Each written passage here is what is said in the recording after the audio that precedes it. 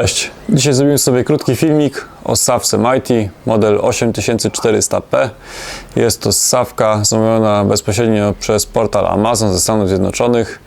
Ma charakterystyczny ślizg teflonowy oraz bardzo przejrzysty plastik, przez który fajnie widać zabrudzenia, które wyciągamy z materiałów. Zapraszam do oglądania. Jak sami widzicie, ssawka Mighty ma dosyć takie spore niedociągnięcia produkcyjne. Jeżeli chodzi jeszcze o ślizg, ten tutaj teflonowy, on u góry miał taki ząb, trzeba było go wyszlifować, ponieważ był bardzo ostry i mógł nacinać materiał. Dodatkowo, jeżeli chodzi jeszcze o ten zaworek tutaj w środku, ten tłoczek, no to on przepuszcza i po prostu powoduje to, że kapie z dyszy. Jak widzicie, te urządzenie, a właściwie ta ssawka, no jakoś pozostawia wiele do życzenia wykonania. Niezła saga wręcz bym powiedział, że kilka tych miejsc takich uszkodzonych jest, no ale póki co nie cieknie.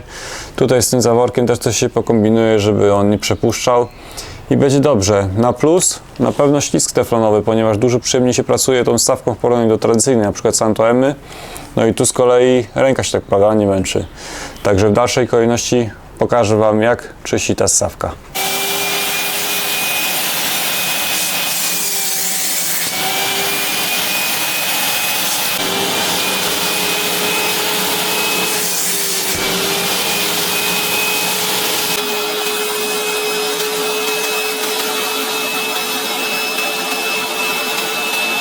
Teraz pokażę Wam, jak ona pryska.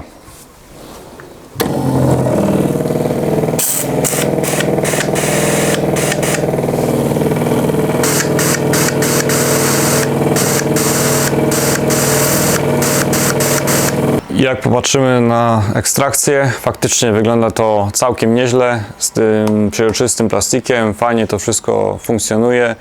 Jak spojrzymy na wady produkcyjne, no to niestety za 7,5 stówy w ogóle nie powinno mieć to miejsce. Rozmawiałem z producentem jeszcze odnośnie odporności na temperaturę. Poinformował mnie, że około 150 stopni Celsjusza bez problemu ta ssawka wytrzymuje. Także jak macie podgrzewacz, jakieś wyższe ciśnienie, chyba 1500 bodajże PSI, jest w stanie ta ssawka obsłużyć. Niektórych muszę zmartwić, ponieważ mufa oryginalna z SW15 nie pasuje do tego urządzenia. Trzeba dorobić sobie taką mufkę na drukarce 3D. Jeżeli używacie ekstraktora typu Maxi, bez problemu nałożycie tutaj sobie na to wejście.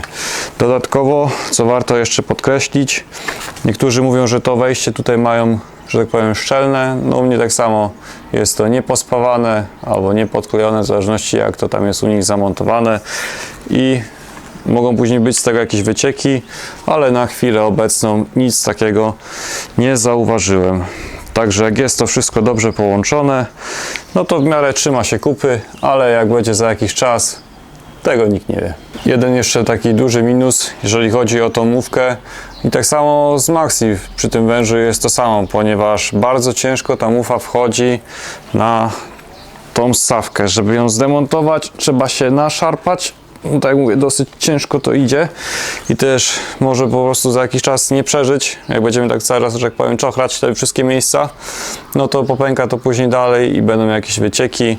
Założyć, no idzie to troszeczkę płynniej, ale też do ideału jeszcze daleko, trzeba użyć troszeczkę siły. No i jakoś to pójdzie. Także no, jeżeli chodzi o oryginalną ssawkę Santoemy, tam pracuje się tak dużo płynniej na niej. Jeżeli chcemy coś po prostu zaciągnąć sobie bezpośrednio do mufy, żeby ominąć ssawkę, ja tak bardzo lubię sobie pracować, jakie są jakieś trudniejsze zabrudzenia, plamy, no to często z tego korzystam. Tutaj no jest to dosyć mocno utrudnione. Dla porównania przyniosłem również ssawkę z Santoemy oryginalną. Tutaj jest mówka z SW15. No i tutaj nie ma już tego problemu. Wszystko chodzi płynnie, tak jak powinno być. I dlatego ja wolę z tego rozwiązania bardziej korzystać. Ale fajnie by było mieć taką, że tak powiem, hybrydę, czyli połączenie tej mufy z tamtą ssawką, żeby nie było tych wszystkich wad, defektów i wtedy pracowałoby się naprawdę mega przyjemnie na tej ssawce. Jak już jesteśmy przy wymianie mufy, pamiętajcie również, żeby przełożyć sobie to złącze typu męskiego na typ 26, gwint 1/4, nawinąć teflonem i ten temat będzie zamknięty. Taka jeszcze ciekawostka z mojej strony. Często śledzę fora internetowe, no i tam ludzie piszą, że urządzenia typu Mighty, właśnie jak jest ten hotbox, czy jak to się tam dokładnie nazywa, nie pamiętam, te podgrzewacze, prawda, przynośne, to narzekają bardzo, że są niewydajne, często się psują, także nie wiem, może te nowe urządzenia Mighty są takie lewe, albo faktycznie ta produkcja u nich to w kulki sobie leci po prostu.